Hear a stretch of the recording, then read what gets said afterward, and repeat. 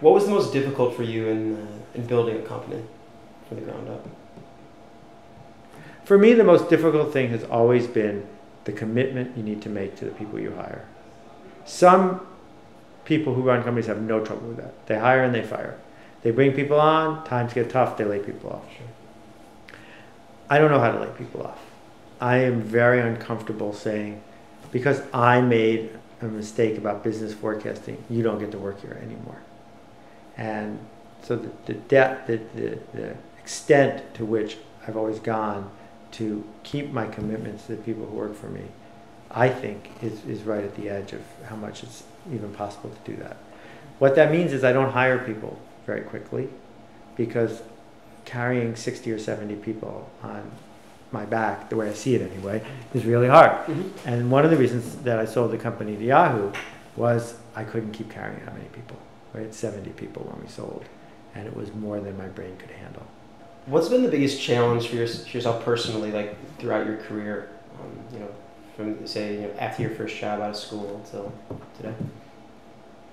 Well, I think the challenges change over time. The challenge at the beginning was I wanted to keep doing this. And if I failed, I would have to get a job as a bank teller. And that would have totally wiped me out. So at the beginning, the first 5 years, when I was never more than 3 weeks away from bankruptcy for 5 years, it was, how do I get 4 weeks away? How do I get 5 weeks away? How do I get 6 weeks away? How do I stay true to what I'm trying to do, but not have to stop? So, I mean, I've done a lot of books when I was a book packager, but the first book, my advance was $5,000. If you're only doing a book every 6 months, it's really hard to live on that. So how do you just keep cycling? How do you keep costs low enough that you can stay in business? When you're at that level and something goes wrong, there's not a lot of reserve. So you just have to breathe it in and breathe it out and stick with it and absorb it. Over time, it changed, right? Over time it was, well, how do I preserve this? I worked really hard to get this. How do I not blow it? But now, for me, it's how do I do stuff that's worth doing? So in November of '08, I came into the office and it was empty. And it had been empty the day before, but I hadn't realized it was empty.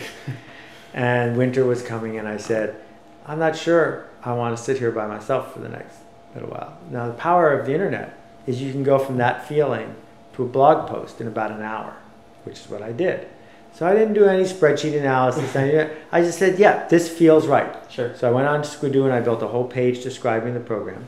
And then I went on my blog and I put up a 3-paragraph post about it. And in the next 2 weeks, 48,000 people looked at the description of the flyer on Squidoo. 350 people applied. The application was very difficult. 350 people applied, and I picked 27 finalists.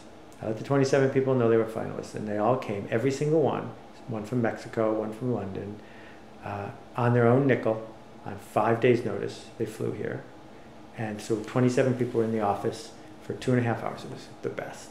And I gave them all steno notebooks, and I said, interview each other. And so there's all this buzz. And at the end, I said, okay, write down the people you'd like to be in the program with.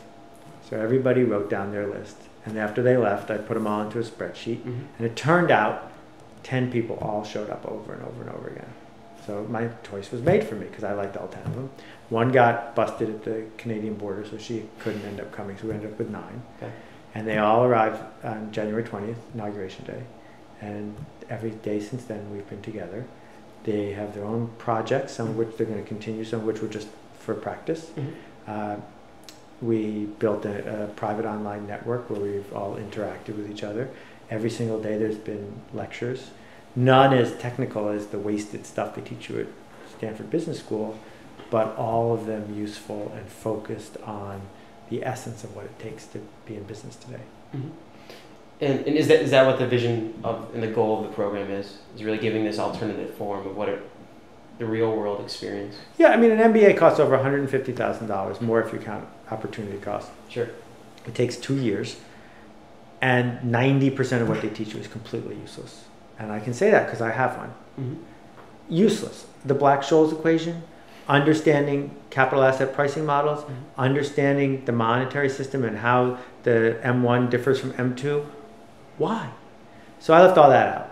And I said, what would I have wished someone had sat down and worked with me on for 6 months instead? And that's what we did. Well, talk about the role of education, though. I mean, obviously you went to a very good, prestigious school. I mean, how important was education? I mean, to bring you where you are today. The problem with that question is the word education, because we don't know what the word education means. The education of the public schooling system that was invented by Woodrow Wilson and Andrew Carnegie and a bunch of other industrialists in the late 1800s and early 1900s had two functions. Function number one, train people to work in a factory. And function number two, teach people to buy a lot of stuff. Because they were very worried that we'd run out of factory workers and we'd run out of people to buy stuff. So school is really good at both those things. You sit in straight rows. If your quality is good enough, you pass to the next operation in the assembly line. If not, you're held back and they reform you. It's all about following instructions and being compliant. And business school is exactly the same way. You go to business school to learn how to be senior vice president at the Ford Motor Company, following instructions and doing the job of the person before you. We don't have those jobs anymore. So I would argue that the main function of business school today is to send a signal to the outside world that you got in. And there's one study that tracked people who got into Harvard and didn't go, and people who got into Harvard and did go, Harvard undergrad.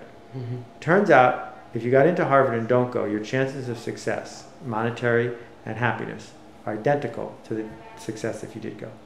So it's getting into Harvard that's important, not going.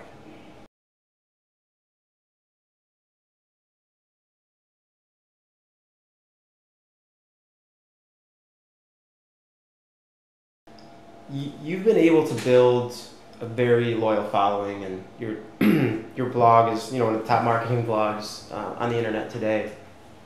With the changing landscape of journalism and for writers, can you talk a little bit about your ability to build such a loyal following and your advice for writers to live in this digital world, and how to survive and make this your well, I guess I'd start by saying, who is your customer?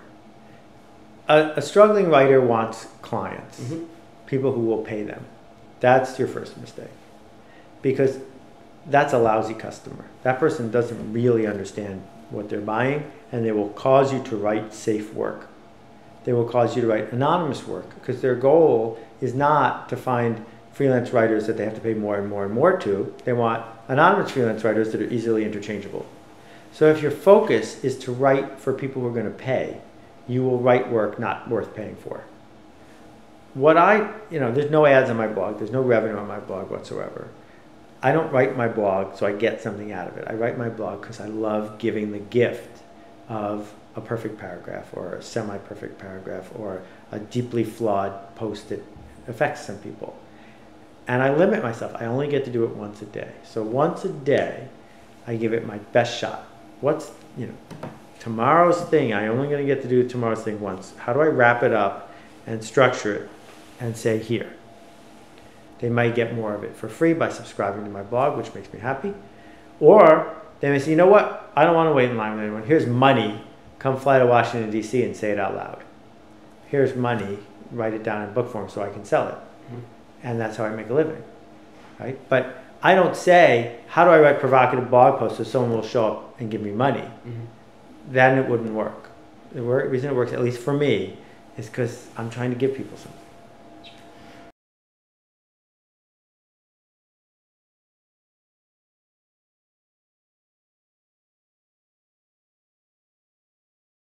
And what's next? That's a great question. Ashita and I are working together on figuring out what the next cycle is going to be. I have a book coming out at the end of January, which I can't tell you about. Okay. But other than that, my office is about to be pretty empty. So something crazy could happen at any moment. Great.